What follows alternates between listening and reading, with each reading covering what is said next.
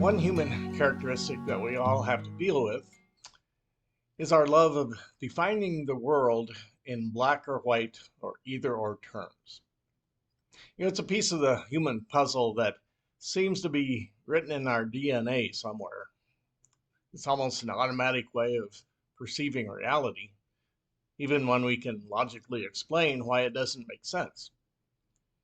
And it often causes us problems because the world cannot be divided up neatly into black and white categories. It just doesn't work. There are usually shades of gray between black and white in most everything, actually. And this is kind of obvious when you ask questions like, are you a good person or a bad person? We all know that we probably fall in between those two ends of the spectrum, the middle ground, the gray area. And when we insist on describing things and people in simple either or terms, we automatically have a skewed view of reality, and it causes us problems. Examples of black and white thinking abound around us. In this election year, people will consider you a Democrat or a Republican. Now, even if you say you're an independent and you tell people how you vote on specific issues, they may easily say, oh, you're really a Republican, or oh, you're really a Democrat. They need you to be one or the other, not in between somewhere. And religions are notorious for black and white thinking. Many have their own version of, quote, this is what God says, and all other views are wrong, unquote. Of course, going to heaven or to hell is the ultimate religious either or idea. Racism has its own version of this type of thinking too. A person can be of mixed race, but they are often classified as one specific race depending on their appearance. And a person from India, a person from Nigeria, and a person from Chicago may easily be lumped together as black by some people. We like black and white explanations of reality because they make things simple. They allow us to compartmentalize things in nice, neat categories that fit together perfectly to explain our world. And we like that. They're a sort of shorthand that saves us the trouble of having to delve into the nuances and details and ambiguity of things. But these ambiguities of life are part and parcel of the world. They don't just go away. We can't get rid of them.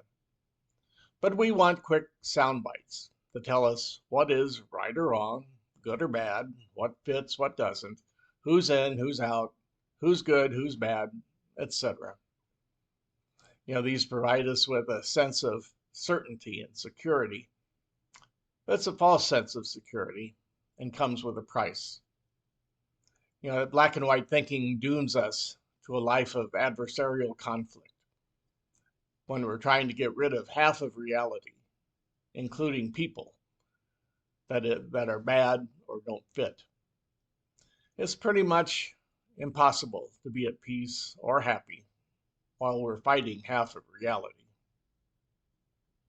So what can we do with this human tendency so it doesn't cause us many problems?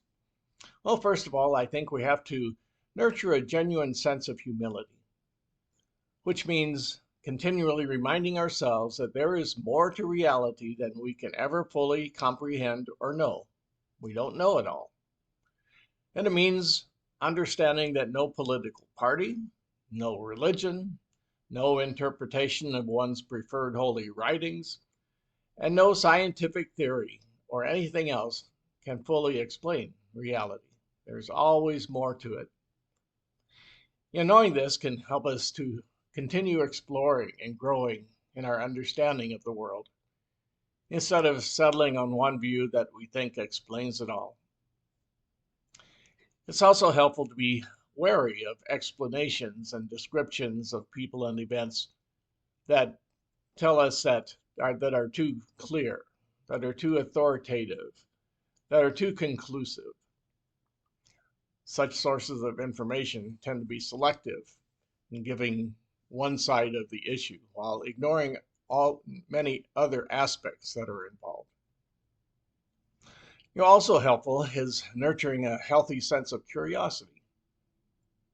A curious person is always interested in what they don't yet know or haven't yet experienced. It's generally a good companion with a genuine sense of humility.